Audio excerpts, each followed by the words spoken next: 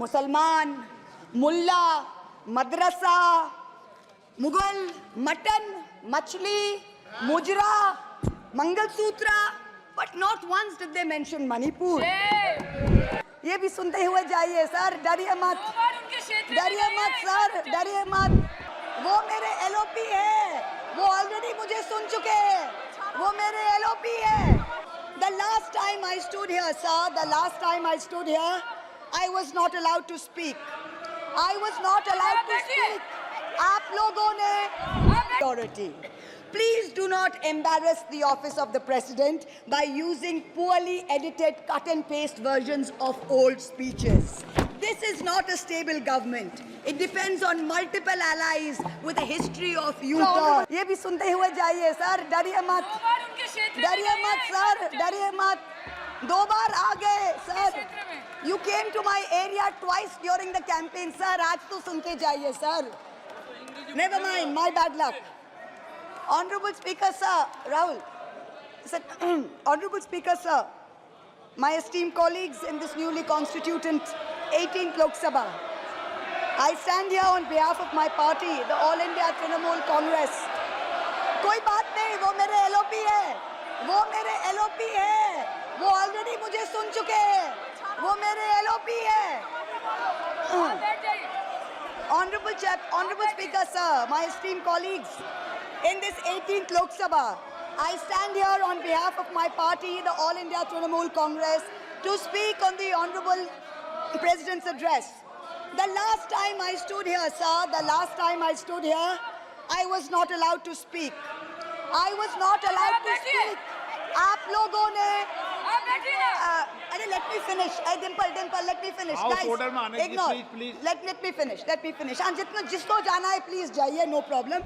The last time I stood here, I was not allowed to speak. I was not allowed to speak.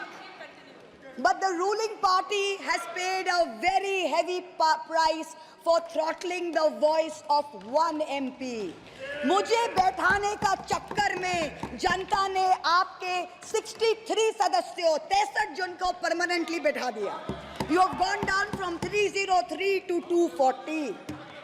In my maiden speech in the Lok Sabha in June 2019, I spoke on the 7 signs of fascism that were taking over this country. 5 years to the date, on June 27, 2024, this House saw the unprecedented scene of the marshals welcoming the President of India, the Honorable President, with a Sengol in their hand. The Sengol is a symbol of the supreme authority of a monarch. It has no place in the temple of a constitutional democracy. But, Honorable Speaker, sir, it is understandable why this happened. Because the BJP has still not understood that their 303 brute majority, their Rajtantra, has been reduced to a 240-seat minority by the Loktantra. They are still living in the world of the Sengol.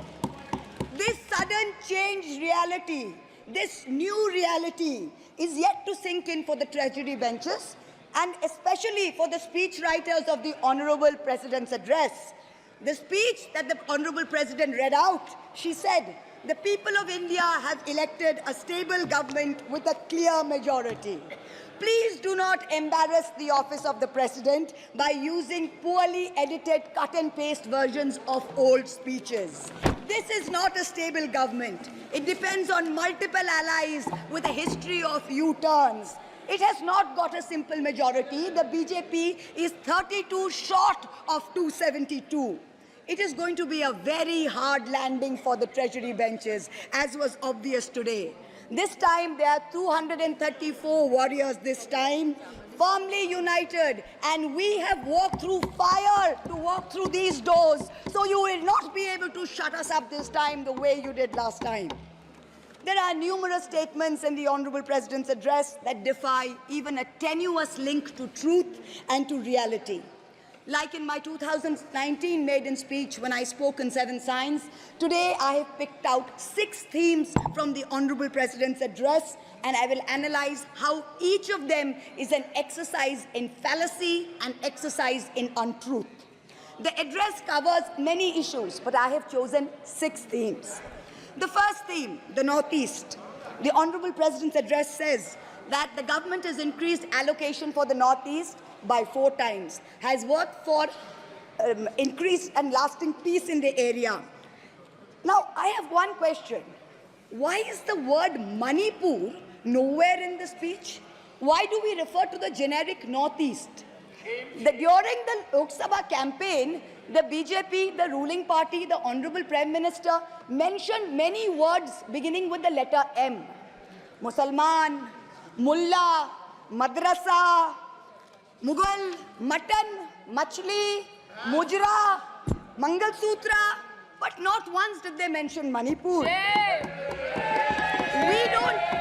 We don't need to act east. The government says we want to act east. We don't need you to act east. Look east, walk east, and most important, embrace east. I stand here for my brothers and sisters of Manipur, and I quote the revolutionary poet Pablo Neruda. One morning the bonfires leapt out of the earth. One morning the bonfires leapt out of the earth, devouring human beings. And from then on, the fire. From then on, blood. Come, see the blood on the streets. Come, see the blood in the streets. Please go to Manipur, see the blood in the streets. The second theme in the President's address, women empowerment. The speech says, women in our country have been demanding greater representation in the Lok Sabha and Vidhan Sabhas, and today they stand empowered by the Women's Reservation Act. This is a complete untruth. Firstly, you conveniently delayed reservation for women in parliament because you actually fear women. You fear Nari Shakti. You want their support, but you certainly don't want us here. The 17th Lok Sabha had 78 women, 14.3%. The 18th Lok Sabha, this Lok Sabha, has only 74 women. 4 women less than last time, only 13.6%. The ruling party, the BJP, had called a special session to bring in the Women's Reservation Bill. They have got a shameful 30 women MPs out of 240, only 12.5%. It is only Mamata Banerjee's Trinamool Congress that in 2019 had 37%, and even this time has got 38%. The President's address talks of a comprehensive campaign by the government to enrich and make 3 crore women Lakhpati Didis. All that we have seen so far is a far more comprehensive campaign to make 1 Arabpati Dada. I'm sure I don't need to take his name in this house. I'm sure we all know who we are talking about. The third theme, Kashmir. The address mentions that after decades of shutdowns and strikes, the Kashmir Valley has voted in an atmosphere of stability and security. But if abrogating Section 370 was such a good idea, why did the ruling party, the BJP, not even dare to put up candidates in the 3 valley seats of Anantnag, Baramulla and Srinagar? If 370 was such a big deal and you were going to campaign on the basis of 370, you did not even dare to fight the seats. The Kashmir Valley has voted in MPs who were against your 2019 decision. You downgraded Ladakh into a union territory. You told them it was a temporary move. Today, 5 years later, the Ladakhis are still waiting. They have not got back their statehood. You have not given them a legislature. You have not included them in the 6th schedule. You have not given their demand of 2 separate seats of Leh and Kargil. As a result, in the current Lok Sabha, the Ladakhis have relegated you to 3rd position in the Lok Sabha. You lost it. The fourth theme in the Honorable President's address, the Election Commission of India. The speech expresses gratitude to the ECI for conducting the largest election in the world. With all humility, with no intent to denigrate the office of what used to be the august constitutional body of this land, let us as members of this opposition put on record that we won in spite of the EC, not because of it. The commissioners chosen by a government-dominated panel in willful disobedience of the Supreme Court turned a deaf ear to the most egregious violations of the Model Code of Conduct by the ruling party, by the Honorable Prime Minister with his hate-filled speeches and his divisive religion-based rhetoric. This country has been ashamed and disgusted by the language used against minorities during this campaign. This election will go down in history where an eager and compliant election commission turned a blind eye and a deaf ear against the excesses of the ruling party when the MCC was in effect. Opposition leaders were arrested, party accounts were frozen, ED and CBI even came into our election offices with impunity. Ultimately, the voters took charge and they said, "Bahut ho gaya. Enough is enough." The fifth theme, and here I have to commend the speechwriter's very dark, almost macabre sense of humor. The Indian Railways, aviation and infrastructure. The address says that work on the Ahmedabad-Mumbai bullet train is going on at a fast pace, and Indian Railways is doing feasibility studies for bullet train corridors in the north, in the south, in the east of India. Now I'm going to ask the government a question. Why are you, Honorable Chairperson? Is this a cruel joke? You are sanctioning 1,08,000 crores, 1,08,000 crores for one single Mumbai-Ahmedabad bullet train. A basic high-speed rail network costs 200 crores per kilometer. The Indian Railways is touting the Kavach anti-collision system. It's an automatic train protection system as the cheapest in the world, says 50 lakhs per kilometer is the cost. The total rail tracks in India is roughly about 126,000 kilometers. So the cost of covering all of India with Kavach is going to be 63,000 crores. All of India's Kavach costs 63,000 and one single Ahmedabad-Mumbai bullet train costs 1,08,000. Please look at the numbers. Last June in Balasore, 3 trains collided, 296 people died. The ministry said Kavach was not operational on that route. Last week, Kanchenjunga Express collided with a goods train in New Jalpaiguri. 10 people died. Again, the ministry said Kavach is not operational on the route. The Economic Times had a survey which said at the current level of funding, it will take 50 years for all of India to be covered under Kavach. And you're telling us about bullet trains. And please don't start shouting about what it was during Nehru's time. We don't know and we don't care. False equivalences cannot take the place of real body bags. The address mentions about how India is apparently the 3rd largest domestic aviation hub of the world. In truth, India's airports have become domestic hazard hubs. First in Jabalpur, then in Delhi, then in Rajkot. Newly constructed airports have canopies falling down, killing people. The newly constructed Rampath in Ayodhya has had 3 cave-ins in the last week. The Pragati Maidan tunnel is flooded. The Atal Setu has developed cracks. The Ram temple's roof is leaking. This is exactly what happens when infrastructure is poorly planned and rushed in order for photo opportunities by the supreme leaders. The sixth theme, competitive cooperative federalism. Honorable Chairperson, sir, the last decade saw the most brutal government-sponsored throttling of cooperative federalism that this country has ever seen. I speak for my own state of West Bengal. The centre has withheld 7,000 crores in Manrega funds. 17 lakh households have been deprived for work already done. It has held back 8,200 crores under the rural housing scheme, over 11 lakh houses sanctioned but not paid. Another 1,000 crores has been held back in pension and PMGSY. A total of 16,000 crores. When we went to meet the Rural Development Minister, we were dragged out by the Delhi police and bundled into prison vans. Last week, as a delegation, we went to meet with Atishi of the AAP, who was on hunger strike. Look at what is happening in the AAP government in Delhi today. The Aam Aadmi is in power in Delhi. There was a 1994 water sharing agreement which mandated Haryana to release 613 million gallons of water per day to Delhi. Haryana is run by the BJP government, and they have reneged on this agreement. They are releasing 100 million gallons less per day, as a result of which 28 lakh people in Delhi are having to go without water per day. This government's competitive cooperative federalism seems to be an exercise in how to compete on how to choke opposition-run states. भैया हमको बैठाना आप पे बहुत भारी पड़ा, हमको मत बिठाइए, बहुत भारी पड़ा आप पे, बहुत भारी पड़ा। The government spent the past 5 years. Honorable member, kindly you address to the chair. The government spent the first 5 years in almost perfecting an elected autocracy. And by the end of 2023, this government had reached the pinnacle of their arrogance, where this parliamentary democracy was replaced by a monstrous super cult, the cult of the supreme leader, the non-biological leader, born of the Paramatma, who stood in this house and proclaimed, "Ab ke baar 400 par, and ek akela kitno pe bhari pada."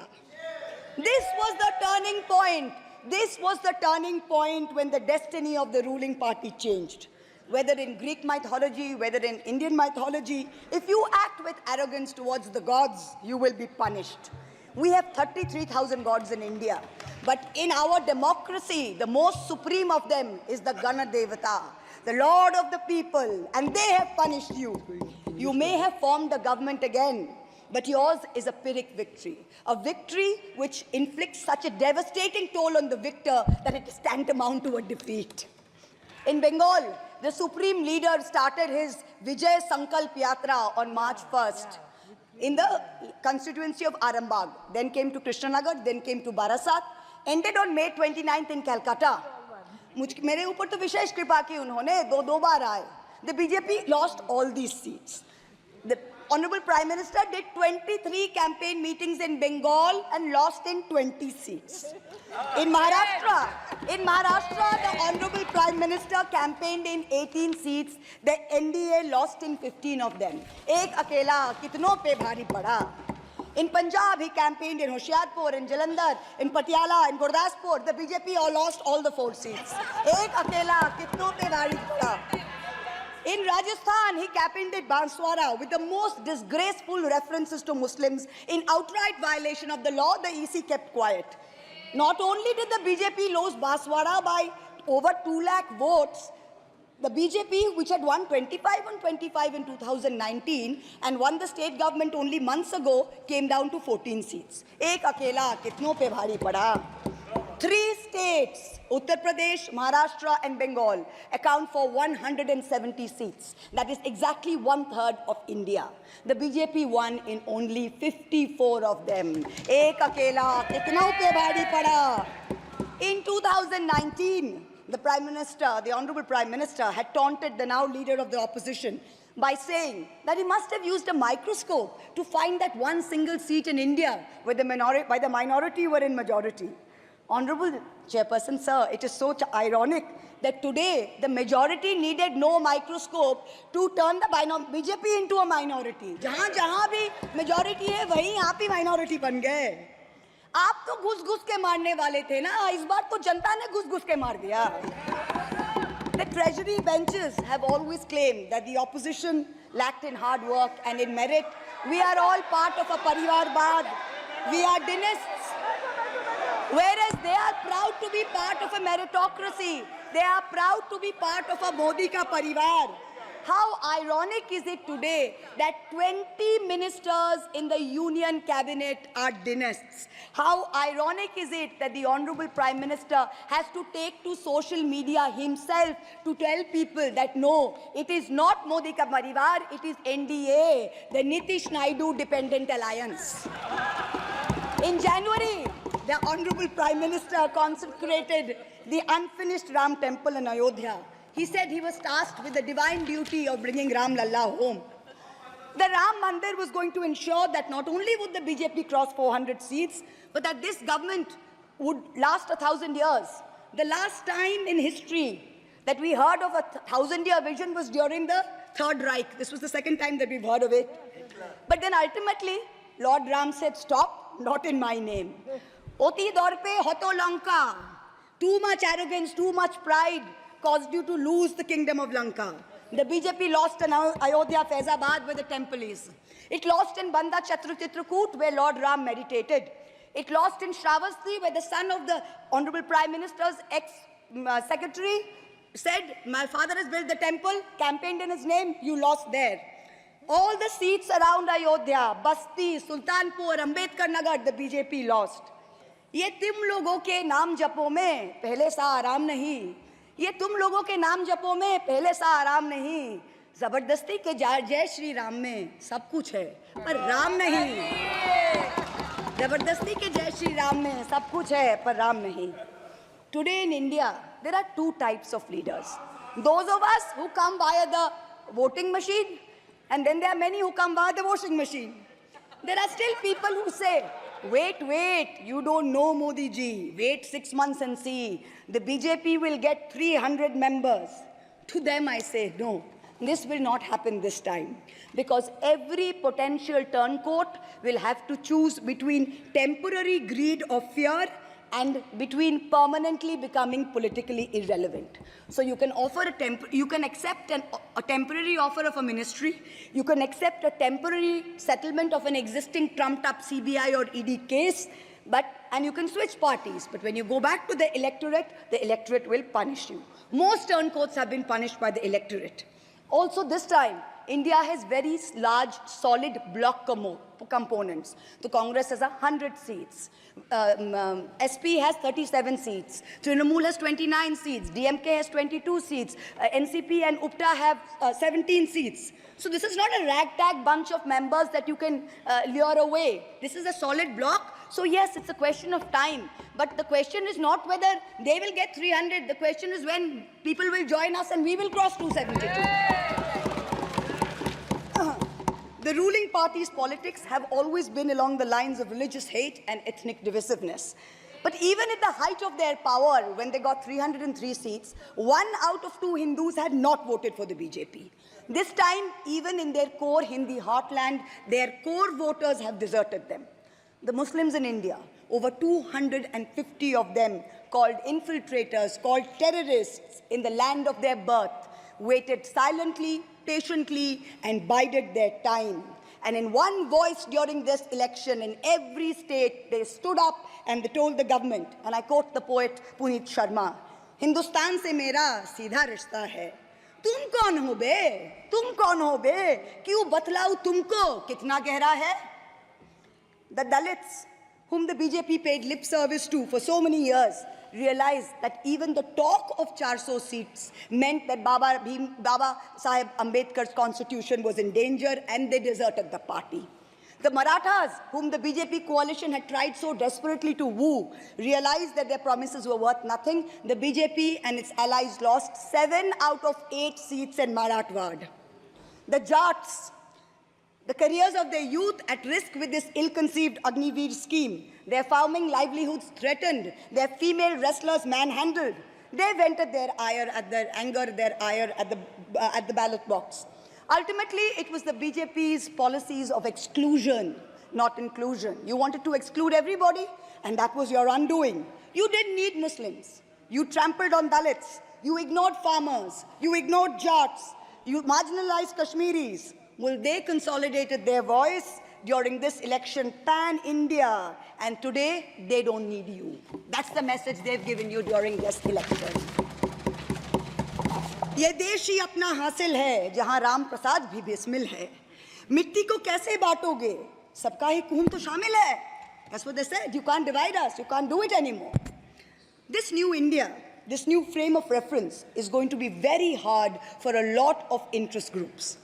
Perhaps the first casualty is the legacy media. The Godi media was its own worst victim. The brown-nosing TV anchors and online trolls lied, spread fake information, amplified the government's propaganda. So-called psephologists who actually had printing contracts from the government of India were on TV 24/7 acting like the election was a done deal. There was no need for voting. The BJP had already won. Media moguls organized conclaves where they prostrated themselves before the Vishwa Guru.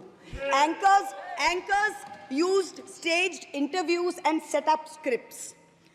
In short, the media had lost all credibility. So when you asked the people during surveys which way they voted, they didn't trust you and they didn't tell you the truth, which is why you got it wrong.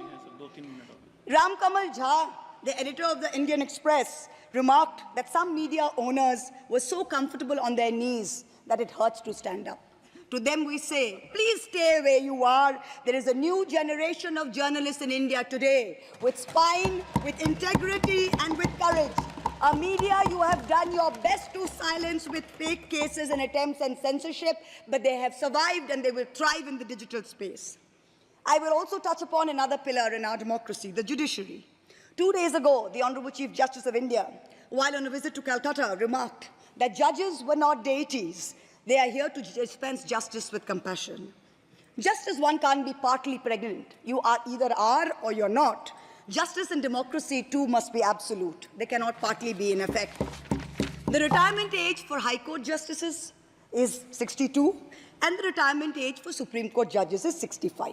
Now, this has unfortunately contributed to High Court judges kowtowing to the Supreme Court Collegium and to the government for a last-minute elevation to be able to serve for 3 more years and then qualify for further sinecures, such as the head of the Lokpal, the head of the National Human Rights Commission, chairman of various tribunals. It has come to such a state that opposition leaders framed in politically motivated cases are denied and bail and denied justice simply because judges are even scared to touch their case for fear of offending the government. Today I say, the poorest people in India who have perhaps the most to lose from offending the government in power, they have shown spine and risen to the occasion. Your lords and ladyships, heed thy inner voice, have a spine, rise to the occasion. 7 months ago, on the 8th of December, this house was transformed into a Kuru Sabha, presided over by a blind Dhritarashtra, where Dushrasan Darbaris made every attempt to disrobe Draupadi. The Ethics Committee that voted to recommend my expulsion on the 9th of November, they voted 6-4, had 10 members and 1 chairperson. Of the 5 Lok Sabha members from the BJP, 4 have not returned to the House. The chairperson, a BJP member, has also not returned. The Congress turncoat from Punjab who voted against has also not returned. The BJP lady MP from Maharashtra who started the debate in the House on behalf of the BJP has also lost. Much like Lord Krishna protected Draupadi, the people of Krishnanagar have protected me. In the last year, a lot of people look at me and say, oh, Mahua, you must have lost a lot. You lost your membership, you lost your house. And by the way, I also lost my uterus due to a surgery. But you know what I gained? I gained what Rahulji said, the freedom from fear. I do not fear you. I will see the end of you. We will see the end of you.